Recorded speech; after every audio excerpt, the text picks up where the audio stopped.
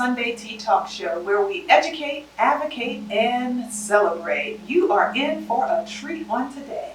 We have our Honorable Mayor Shelia Dixon, former Mayor Shelia Dixon of Baltimore City with us, and we are going to be talking about education.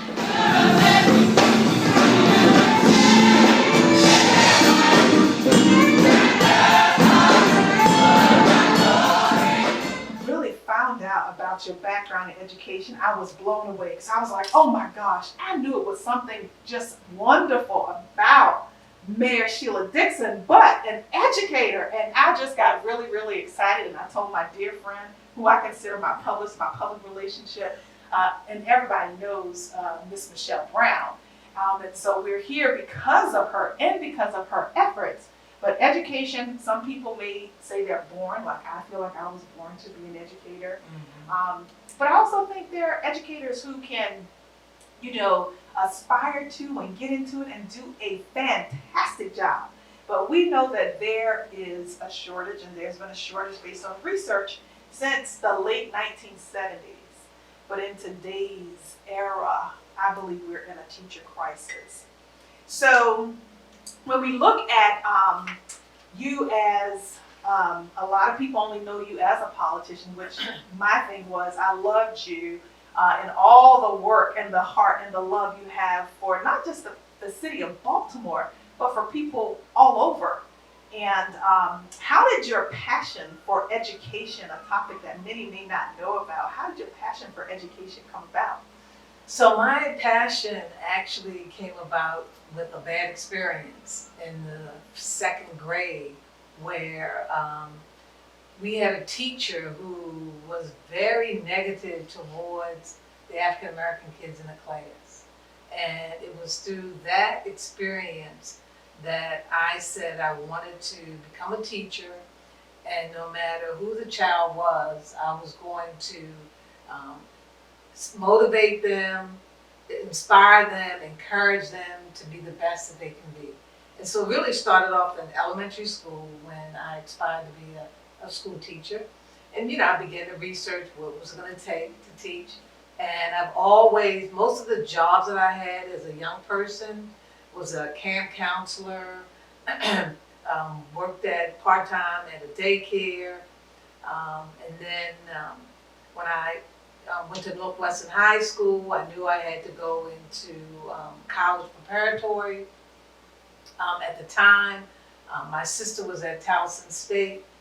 Towson was known for producing great educators, so I applied for Towson State University and went into early childhood and child psychology. And actually, when I graduated from Towson, there was an abundance of teachers and there was a waiting list.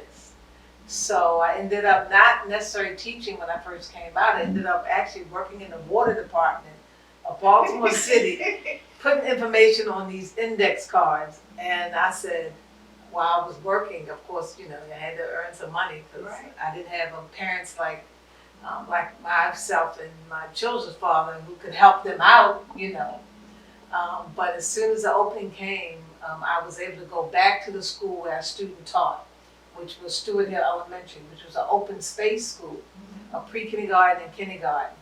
And I have to say that my student teaching experience there at Stewart Hill, they call the area Union Square now. It used to be considered part of Pigtown. It was a diverse, poor community, white and black, but working with those experienced teachers helped me tremendously. And so I taught kindergarten. And at that time, teacher salaries were very low, so you had to have another job.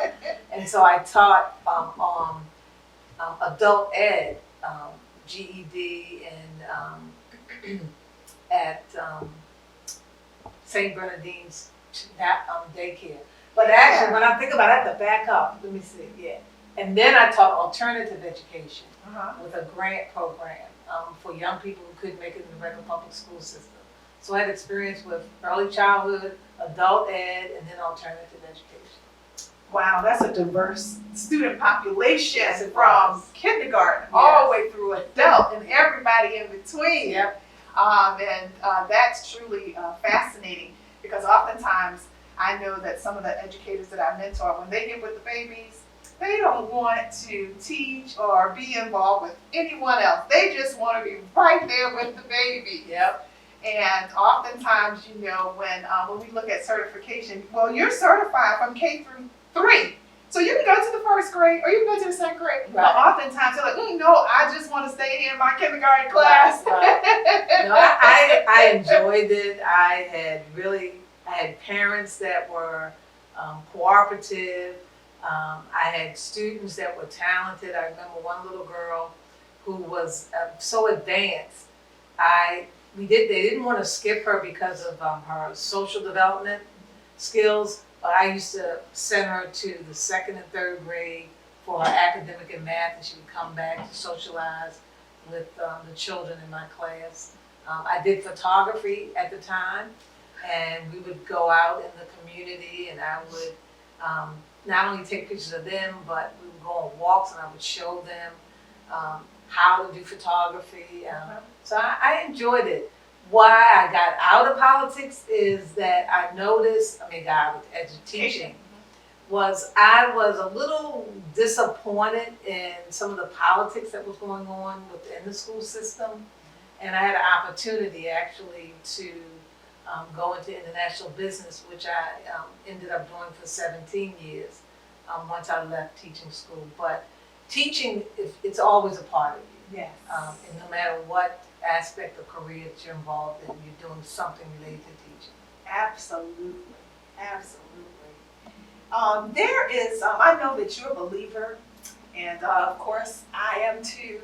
And there's a scripture that talks about in Hosea how people perish because of the lack of knowledge. Mm-hmm. And do you think that the scripture is being played out in our society where we have so many deficits in education?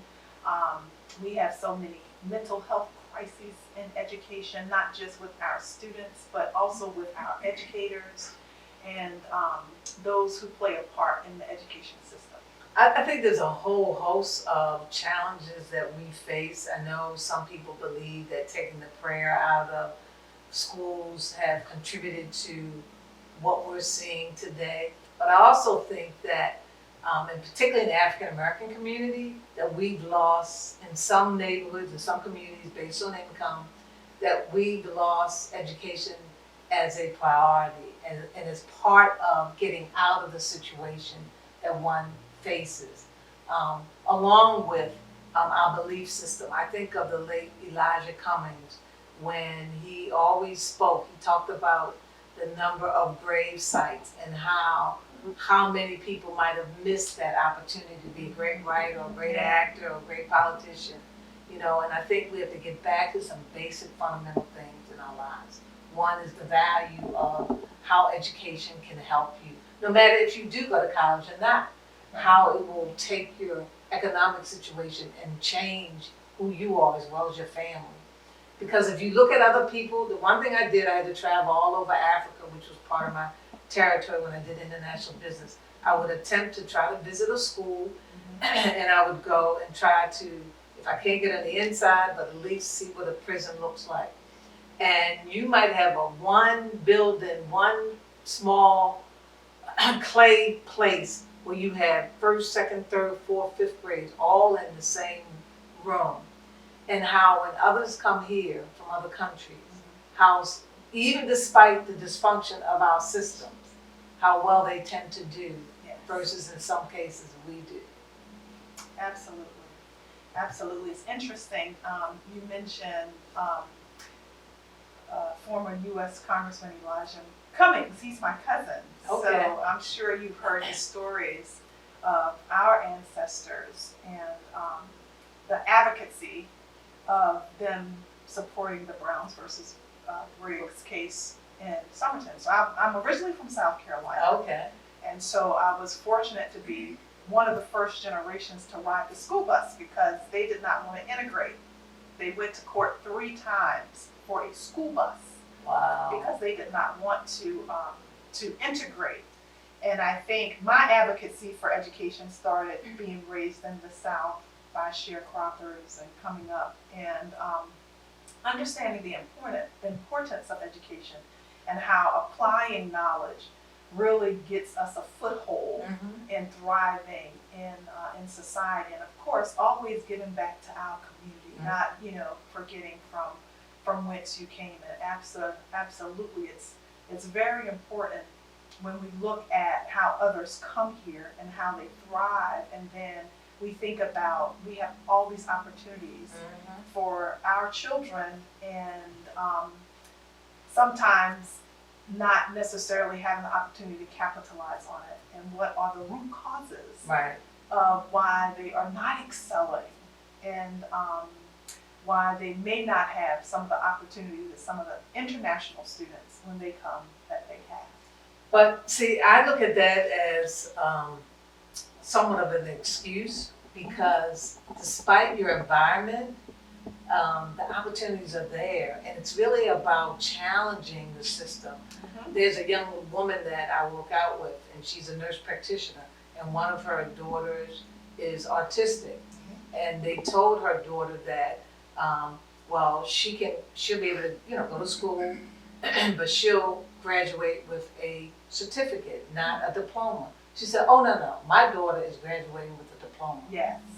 And her daughter graduated this June with her diploma, Yes. with her support with her, but the entire time she had been challenging the system. She's getting ready to go to Baltimore Community College. Yes. Her daughter wants to go to Japan. She told her daughter, this is another challenge. She said, "You want to go to Japan? You have to learn Japanese." She, so, and that's just that one example of this mother who challenged the system to make sure her daughter had the resources and services. So we have to teach our families, no matter what the situation is, that there are support systems out there for you. That's right. And in today, the amount of money we're putting into our schools, a lot. there's no excuse. Yes.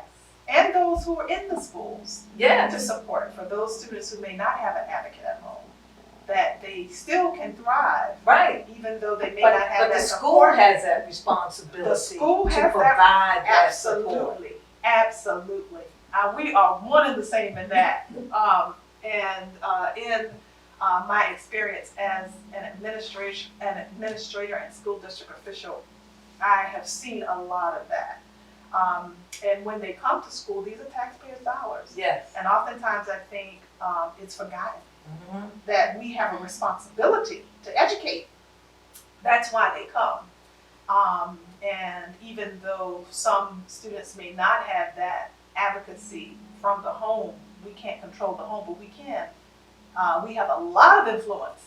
Should be 100% of what goes on in that schoolhouse.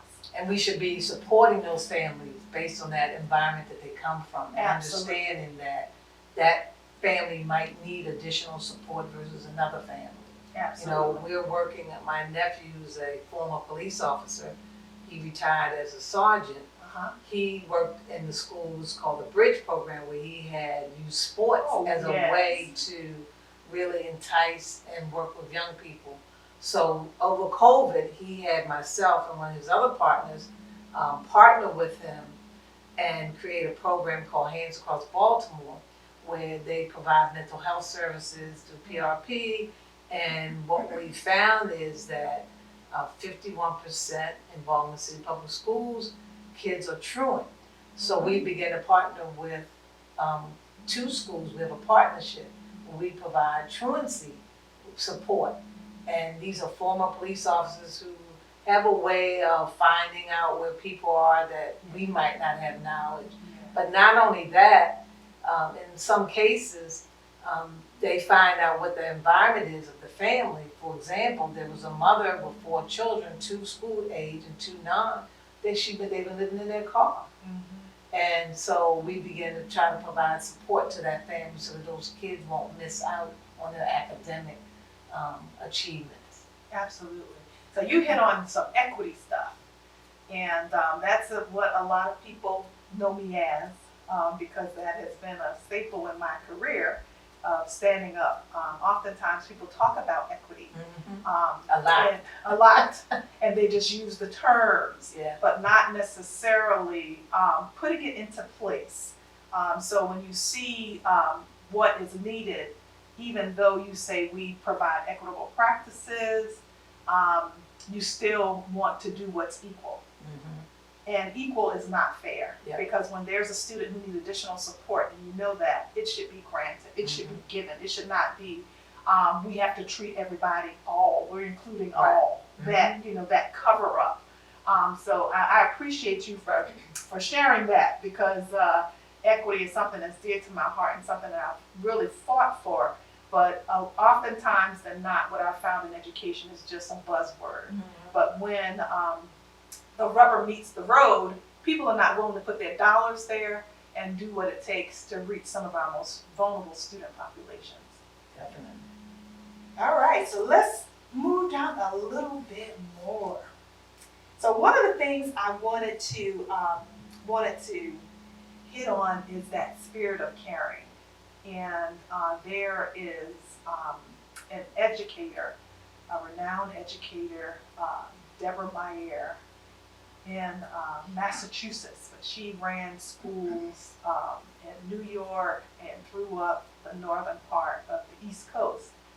And she was adamant that all students were able to succeed. Her theories and methodologies were around the habits of the mind. But there was one thing about her that stuck out and continues to in her research and her work and developing schools, is that spirit of caring. And I've seen your work, and that spirit of caring that you have for people, for children, for families, that radiance of continuing to advocate in that sense of caring, where does that come from? Because I've met a lot of people, but oftentimes that spirit of caring is not there. They do, but that spirit, and if I'm interviewing a teacher and someone for a position, I'm looking to see what their care level is. Yeah. Because there may be someone who has all the potentials, Right. but if you don't love kids, Right. I don't need you in this class. I know exactly what you mean. So I think it stems from, one, my mother, who was a good example of how she was so giving and caring to people. She used to be a parent liaison worker back in the day when they had parent liaison workers that did workshops in the schools, and she would go to public housing to find out why a child wasn't there. I think being a middle child, because I always share this with individuals who have kids, more than one kid, that each child has to be looked at differently.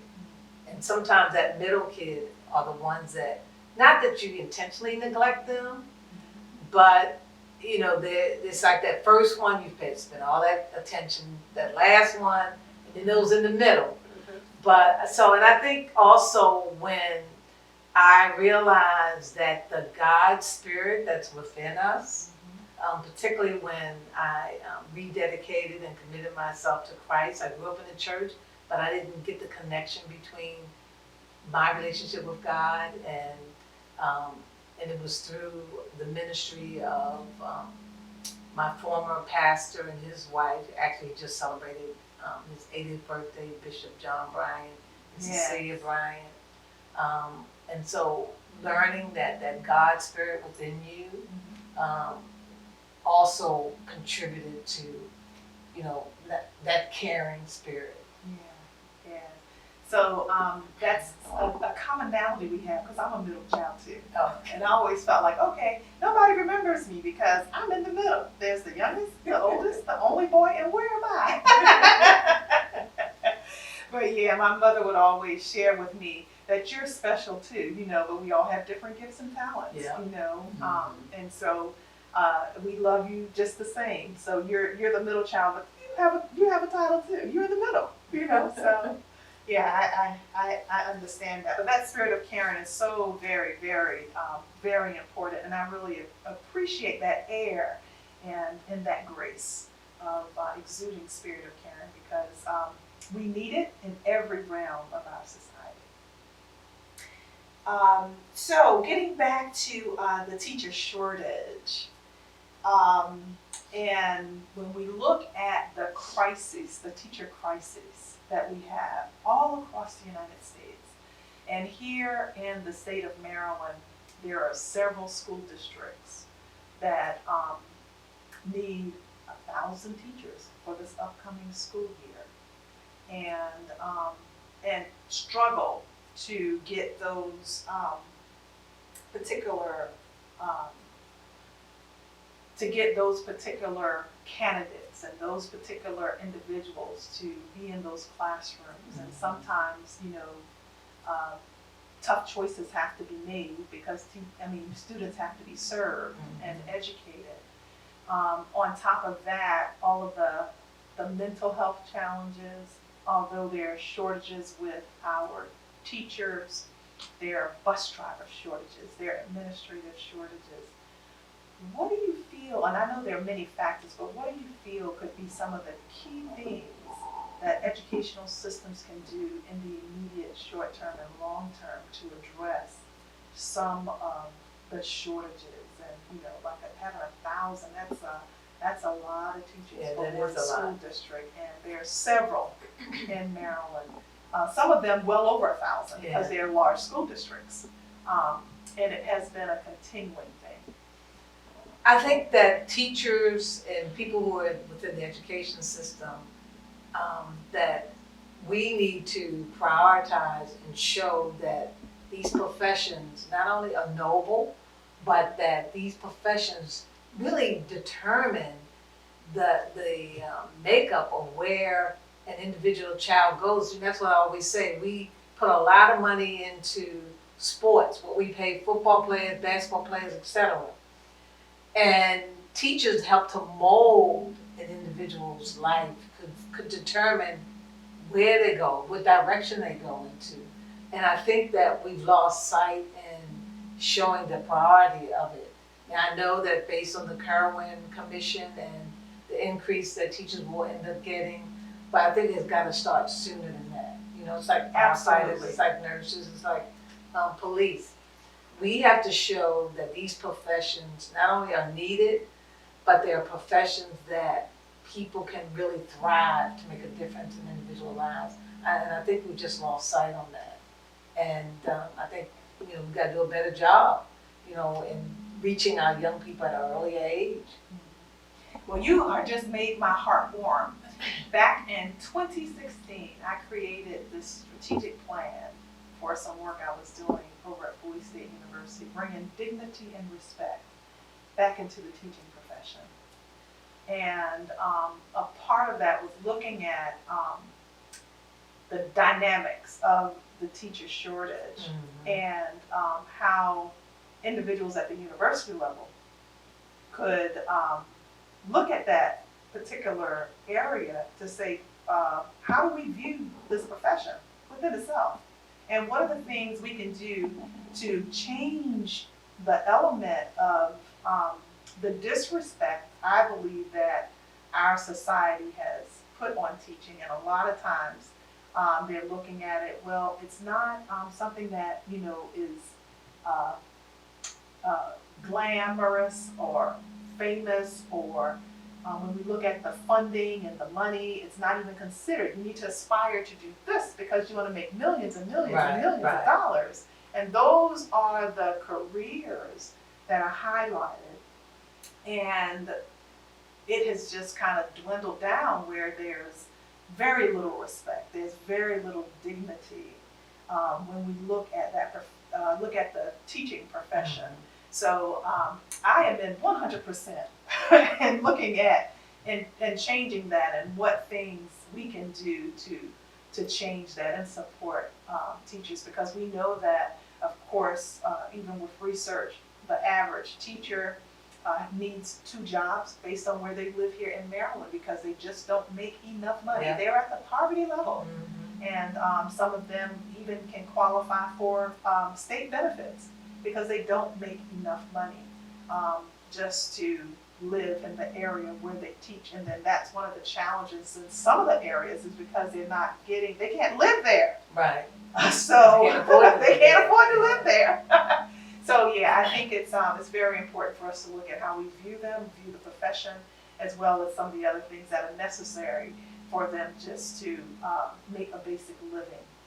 But we can't take a shortcut in trying to make sure we have qualified teachers and quality teachers. And because there's a principal that was sharing some information with me a couple of weeks ago about how the profession, with paraprofessionals, teachers who aren't certified get the same salary as a teacher that's certified, and how substitute teachers, and how she has a standard of how she wants her teachers to dress, being in that profession, and how she finds that today younger teachers want a challenge, and I was like, I'm glad I'm not there anymore. I don't know how much I can take into that. But so I think we got to really do a reassessment of what we're doing and how we're doing it. And we need to look at how private schools, because in a lot of cases, many of the private schools, teachers make less than they do in public schools. And those young people are able to thrive and teachers enjoy what they're doing. So we've got to go back and look at some basic fundamental things that we need to do differently, with discipline, what we're going to accept and not accept. And, on top, and maybe that would help. And then maybe look at how to incentivize retired teachers, not necessarily to come back and go into the classroom full time, but to be of that support to younger teachers. Absolutely. I think you're saying some of the same things that research is saying. But are the powers that be are listening? Right. I think oftentimes there's a disconnect with some of the powers that be and some of the legislations and some of the requirements and all of that. Sometimes we get caught up in the red tape and not focusing on the number one thing, which is the child and what is best for the child. So I have a couple of more questions here. How do we get to, I know that we have all of the realms of education, and we know we have all kinds of professional development, all kinds of trainings, and when we look at talking about some of the things that are needed and necessary for our children, those things that are needed and necessary for us to have qualified, the spirit of caring teachers that care in these classrooms. And oftentimes, some individuals may feel that the powers that be, those who are in authority making laws and legislations that refer to schools at the local level, the state level, the national level, may not be hearing. How can we address legislation to really get to the nuts and bolts to say, look, we've been looking at this data, we've been doing things this way, maybe there needs to be a paradigm shift. What is the best way for individuals who are advocating for whatever they're advocating for, what they are trying to change in the education system, for them to get a footing, to let the voices be heard so we can have some of these things change and move forward? Although I know that system change takes a long time, but we have seen where there have been individual schools and individual entities, and their numbers are different from the whole. So we know that some change is great, and some of the things that are working are really good, but how can we get the voices heard to the individuals that make the laws to kind of reach more of the individuals that are affected in our schools? So in the education system, you generally have unions that represent the teachers, administrators, etc. And I strongly believe that sometimes the unions are not necessarily the best voices for that teacher who loves what they're doing, but sees some changes that need to take place.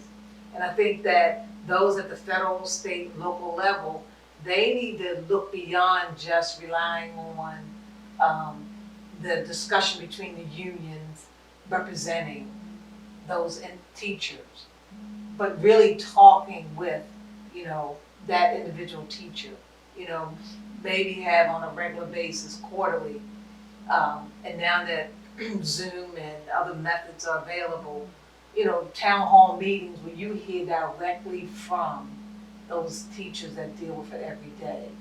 'Cause sometimes the unions, yes, they represent, they're there to make sure that you are getting the best benefits, but are they really there representing the real voices of those individuals?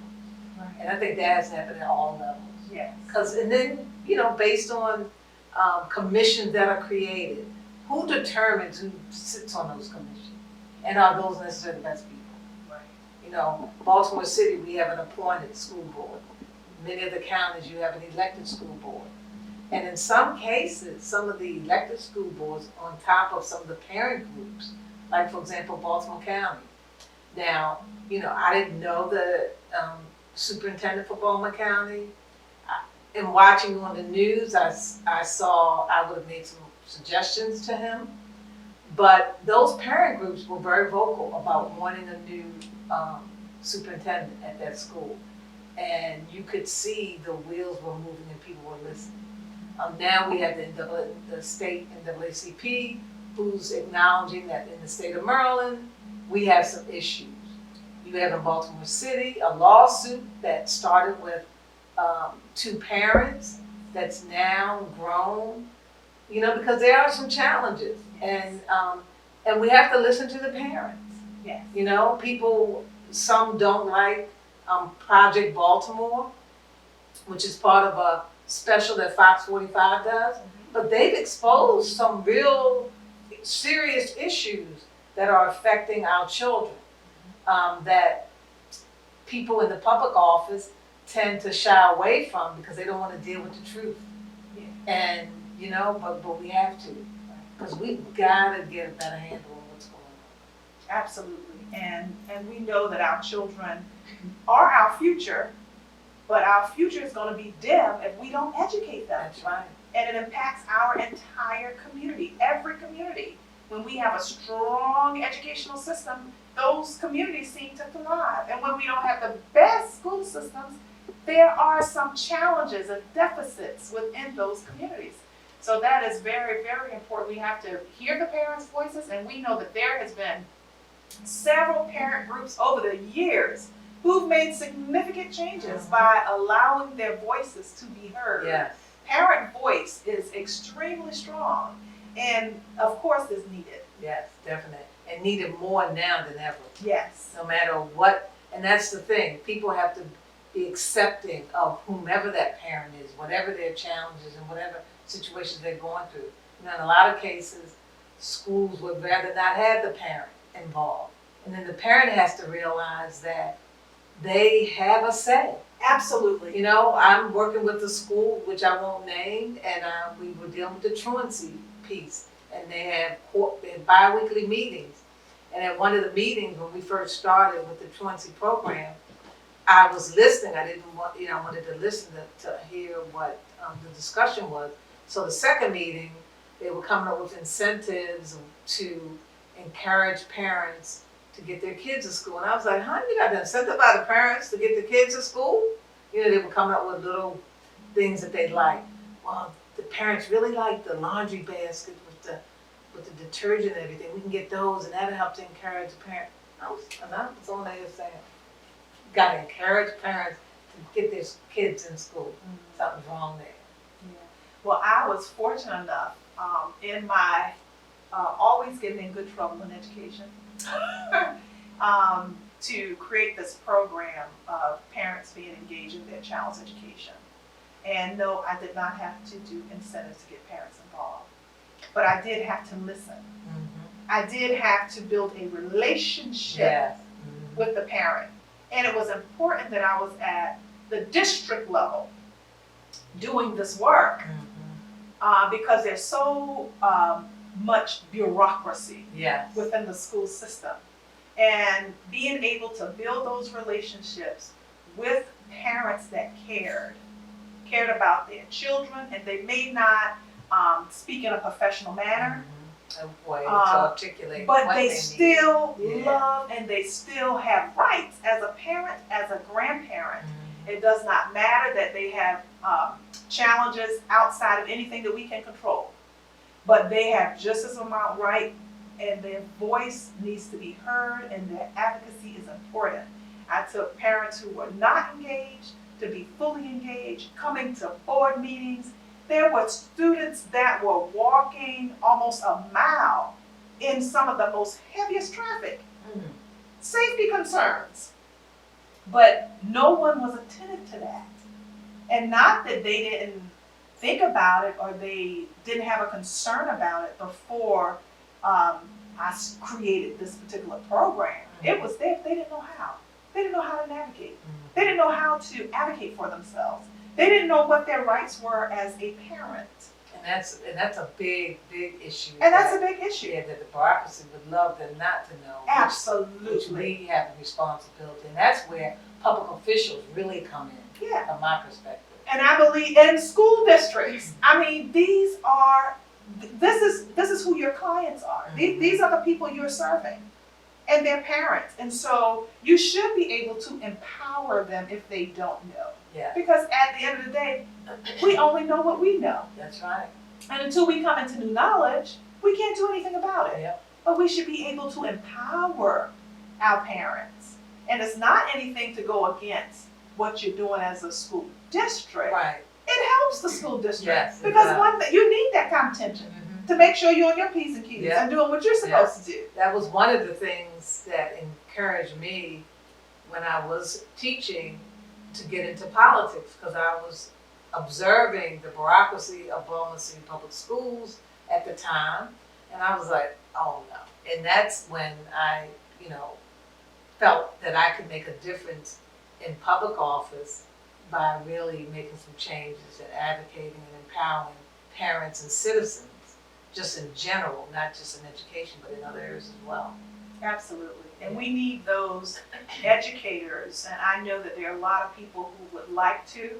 I think when I do a lot of training on spiritual gifts and talents, and we have a lot, but oftentimes people are fearful because they need their jobs and they're not going to talk, and even though they know things are wrong, they're afraid to do what is wrong. But I'm grateful for the fight and the advocacy and getting in good trouble consistently. It's okay because it's for the good. It's for the betterment of our children. Right. And oftentimes they're voiceless and they can't speak up for themselves. And those parents, they don't have the wherewith to do it. And I have parents that would come to the school and then you want to arrest the parent, but they're just expressing themselves about trying to get support for their child. But oftentimes when they are not professional, they're not able to get the support and the help that they need. Right. All right, so we're down to the last. Our time is just going by so very quickly. All right, so when we look at the educational system, we talked about some of the things that we know that would work. It's worked in other places, and seemingly we get caught up in this, bureaucracy of all these laws and legislations in schools and helping schools. And even though not necessarily being in a schoolhouse, but still influencing that, because you just mentioned that, you work with various truancy officers and supporting still children, families, and youth and all of that. That great stuff. But what would be your idea of a great educational system? So, a great educational system, from my perspective, in today's society, would be changing the way we view a school. A school is the center of a community. And there are many needs today that back in the day, yes, you might have had a nurse at the school, but now you might have to have mental health resources. There's just so many other pieces. And for me, the ideal system is to create community schools that are one, open from 8 till 9 o'clock at night, where a young person and their parents or guardians can take advantage of advanced academic or tutorial programs or extracurriculum activities for that family, where you have support resources in the school that can support that family based on the makeup of the community, because every community is different, and so you wouldn't have the same support and resources at every school, because it would be, you know, based on where that school's located. If it's in an impoverished area and you know that you need to have mental health services, you potentially might even need to have a alcohol and drug abuse program in there for that family, where you might have that class is going to run from 8 in the morning till 4 o'clock in the afternoon, where you're going to have computers, labs, and other programming going on. Because today, when you fill out an application or you do anything, practically it has to be done online, and everybody doesn't necessarily have access to computers. So it would be a 8 to 9 building that's open. Today, kids don't have music or art, any of those extracurriculum activities that we had as part of our regular curriculum to develop who we were going to be and helping us determine our direction. So for me, it would be a community school concept based on the makeup of that community. Phenomenal. I absolutely love it. And I know that those things would work, because I've done work where I've had parents who didn't have their high school education to come to an elementary school and they're bringing their kids to school anyway. So your kid go to class and you go to class and you get your GED. And it works to provide that support. I absolutely love it. And maybe in the future we'll be able to have that kind of dream to come true for that kind of educational system. That we know that there are some things that have already been happening where that could come to fruition. We looked at some models in Chicago of that concept, and during my tenure as mayor, we began to create similar community schools. There are community schools now, but they're more in the traditional sense versus the non-traditional. Right. You know, we've gone through COVID, and some kids, if it wasn't for my nephew and his mother and his son's mother were both police officers. My sister, who is retired, but she does work, if it wasn't for her sitting right next to my nephew, who was in the second, third grade, like being there with that computer on, using that ruler, hitting that hand when she needed to, you know, communicating with the teacher, helping them. Yes. He's thriving now, but he had that extra support. Yes. But what about those kids that did not have that? And where are they now? You know, I think school should be all year. In other countries, school's all year.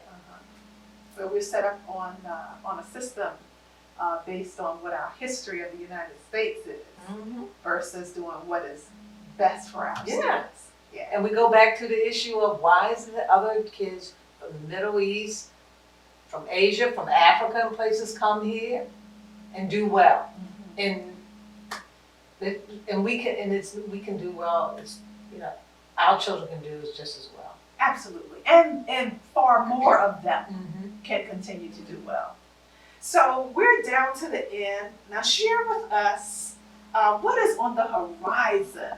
What is on the horizon? What is on the horizon for you in service? Because I know you're never going to stop serving. You just have a heart for people, and that's what you're going to do forever. So there are a couple things that I'm considering. I do consultant work now, where I work with minority and women-owned companies, and I like what I'm doing to help them to expand their business. Of course, I'm working with a nonprofit entity called the Bethel Wellness and Empowerment Center, and we have a capital project going on right now. And then what I'm doing with Hands Across Baltimore. So we'll see. There's some other things that I'm thinking about considering, and that decision is going to come really soon, depending on the feedback that my family gives me. But I'm going to be involved and active in many things that I feel that I can contribute to, because I just believe that I'm healthy. Sure, I could retire, but I just believe that God still wants to use me. So Wonderful, wonderful. Well, I thank you so much for having the heart of service and for joining me on Third Sunday Tea Talk Show. You didn't have to do it, well, thank you for but you having me. did. Thank you so much. And thank you all, our viewing and listening audience. Third Sunday Tea Talk Show, where we educate, advocate, and celebrate.